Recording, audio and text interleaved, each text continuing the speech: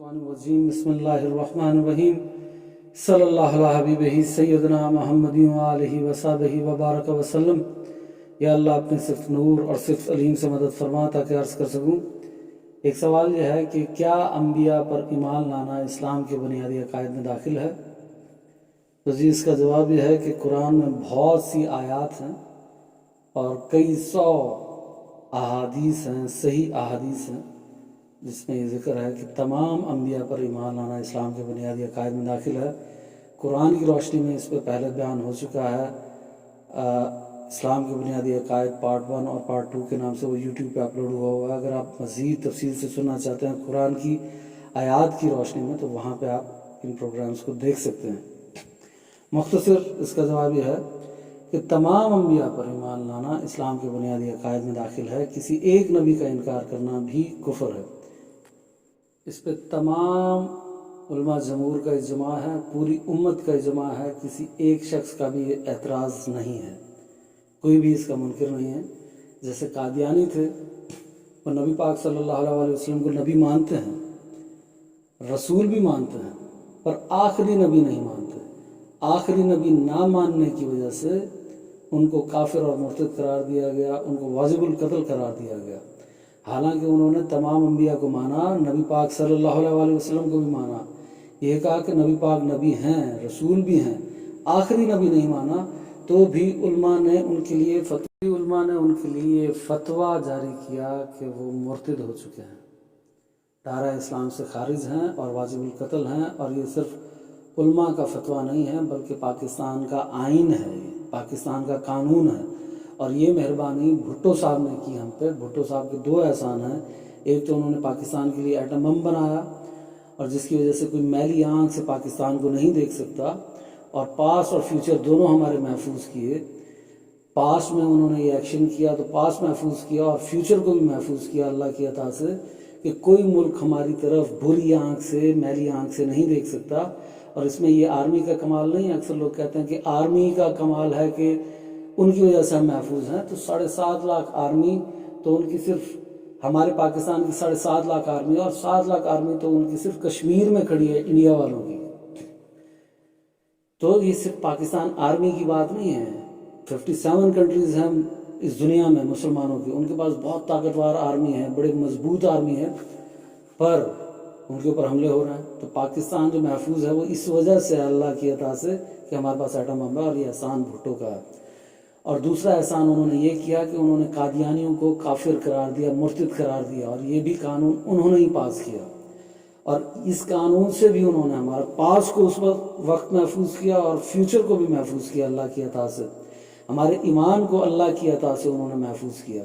Atom bomb बना के हमारी ज़िंदगी को महफूज किया, और कादियानियों को काफिर करार देके, मुर्तद करार देके हमारे ईमान को महफूज किया।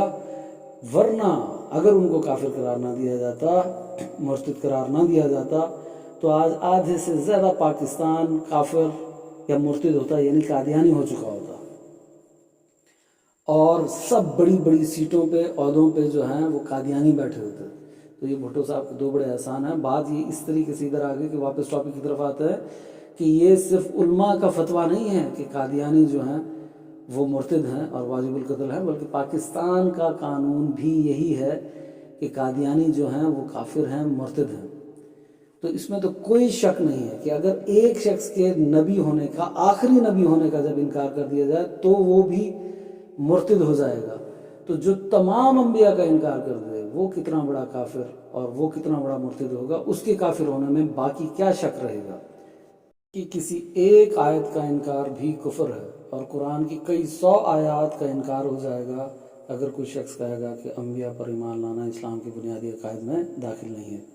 तो ये बहुत ख़तरनाक बात है, ऐसा बिल्कुल कोई नहीं कह सकता। बहरहाल आपके सवाल का जवाब मैंने मुख्तसर तौर पर अर्ज़ कर दिया है, तफसील से आप इसको सुन सकते हैं मेरे ही चैनल के ऊपर, इस्लाम के बुनियादी अकायद पार्ट 1 पार्ट 2 के नाम से। ऐसे ही दूसरी बात जो इसके साथ जुड़ी हुई है वो भी अर्ज़ कर देता हूँ। क्या गुस्ताख रसूल वाजिबुल कत्ल है कि नहीं है? तो इस पे भी तमाम उलमा जमूर का इजमा है, तमाम उम्मत का इजमा है। ये गुस्ताख रसूल वाजिबुल कत्ल है। एक दो उलमा जो होंगे उसके अलावा बाकी सब का इजमा है कि गुस्ताख रसूल जो है वो वाजिबुल कत्ल है। اور یہ بھی صرف علماء کا فتویٰ نہیں ہے، یہ بھی پاکستان کا آئین ہے، پاکستان کا قانون ہے کہ گستاخ رسول واجب القتل ہے۔ یہ ایک علیحدہ بات ہے کہ اس قانون پہ عمل نہیں ہو رہا پاکستان میں، جس کی وجہ سے لوگ مجبور ہو کے خود گستاخ رسول کو قتل کر دیتے ہیں۔ ایسا کرنا نہیں چاہیے۔ یہ کام جو ہے یہ حکومت کا ہے، یہ عدالت کا ہے، عدالت سزا دے گی۔